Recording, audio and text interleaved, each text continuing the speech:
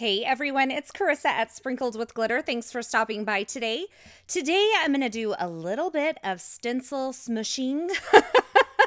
I know that sounds so funny, but you've seen ink smooshing, I'm sure, if you've been around the card making community. And this was actually a happy accident. It was kind of a technique that I have forgotten about, but I'm going to be using this Altenew floral drape stencil, and I have taped it down using some Frog Delicate Surface painter's tape. It's one of my favorite for holding things in place. I use it for dies, I use it for stencils. It's great. I've never had a problem with it tearing my paper. And I'm also using some of the new Distress Oxide inks, and I am using a makeup applicator, and I am just kind of applying this ink into areas, kind of being careful. Now, if I was going to do this the right way, I probably would have masked off some of these areas so that I didn't get any cross-contamination of one color into the other. But I was doing this the lazy way, and I think you're going to see that this is going to turn out okay, even in my laziness.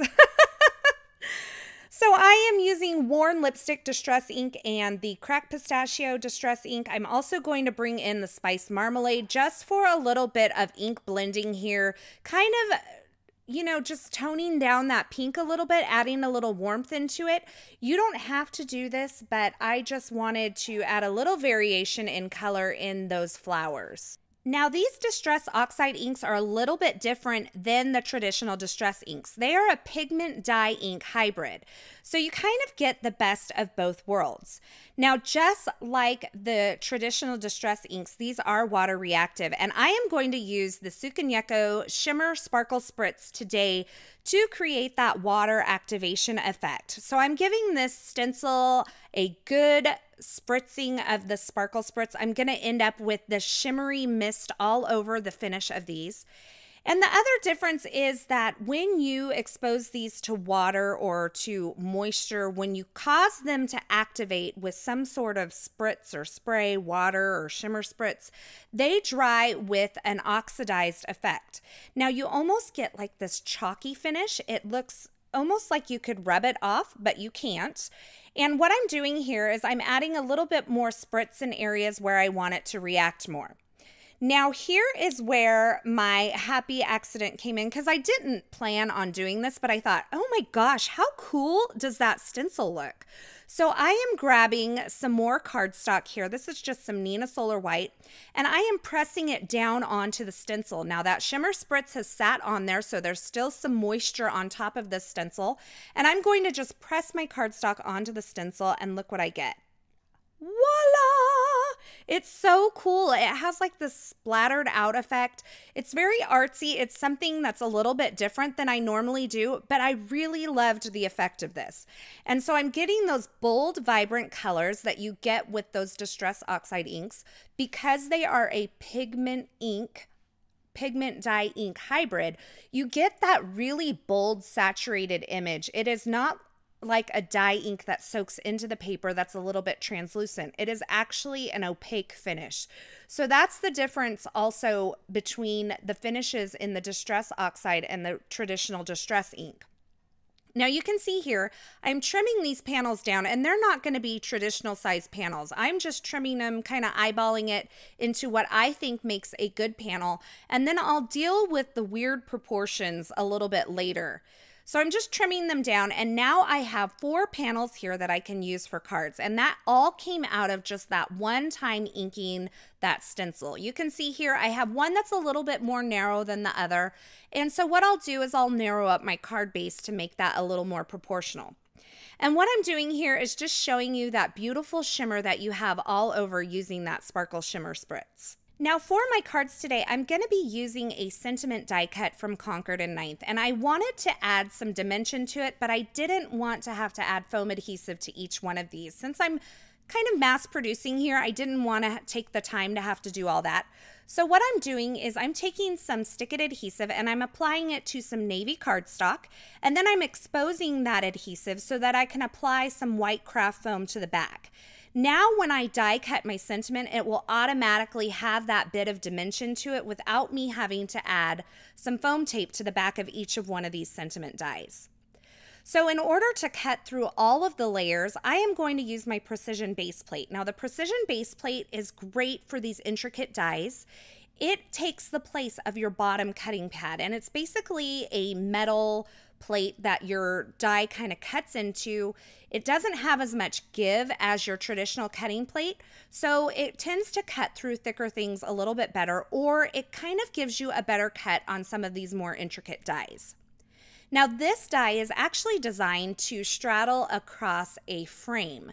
So what I did was I went ahead and die cut it and then just used my scissors to trim it out of that piece of cardstock. Because it was designed to straddle in the Happy card frame die set from Concord and Ninth, it doesn't actually cut all the way out of the cardstock. So I just used my scissors to trim that out. Now, because this panel was such a weird proportion in relation to my A2 size card front, I just took it to my trimmer and kind of sliced through it about, I don't know, a quarter of the way up from the bottom. And I'm going to separate these two pieces on the card front and allow that sentiment to straddle those. And that's just kind of a fun and different card layout that you can use. It's a good way to make up for those weird proportions. So for my card base, I'm actually using the same white wood grain cardstock that I used for my stenciling in the beginning. This has a little bit different tone of white than some of my other white cardstocks. So usually if I'm using it on a card front and I want the card base to be white, I will go ahead and use this wood grain textured cardstock for the base as well. Now it's a super thick cardstock, so you want to make sure that you go ahead and score that, as you saw me do with my scoring board, and use your bone folder to create a nice crease in that so that you won't get any cracking. Now for the sub-sentiment, I am using a Concord and Ninth stamp set here. I am embossing it with some super fine detail white embossing powder on some vellum. And I went ahead and prepped the surface of my vellum using an EK Success powder tool so that I wouldn't have any stray embossing powder where I didn't want it. Now to apply my die cut sentiment to that little strip that I created, I'm just using a little multi-medium in the matte finish, and I'm kind of positioning that onto the strip where I want it. And then I'm going to use a block to just kind of keep that weighted down while it dries. And then once it's all dry, I'm going to take it over to my card front and apply it there. So I had to fix this here. It was kind of crooked. And so to adhere this onto my card front, I'm just going to use some more of that multi-medium in the matte finish. Now, keep in mind, the middle of this die cut is kind of going to be straddling that gap. So I didn't need to put any adhesive in the middle of my die cut, just on the two edges there. So I'm going to use my tweezers to help me position that where I want it and then press it down. Once again, I'll use a block over to the side to kind of just keep that pressed down while it dries.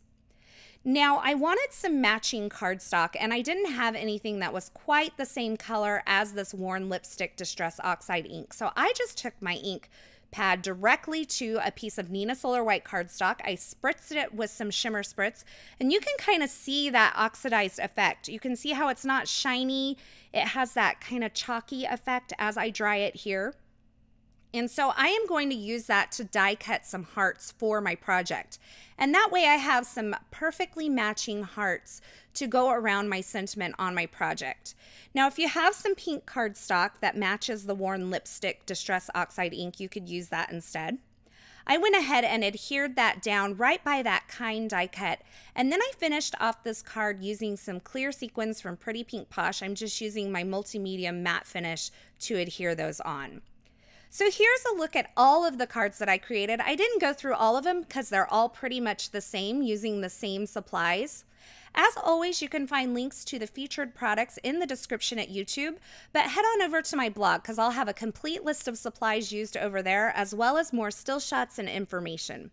Thanks for stopping by today. If you enjoyed this video, I would appreciate it if you'd give it a thumbs up, and don't forget to subscribe. And until next time, I hope you have a fabulous day.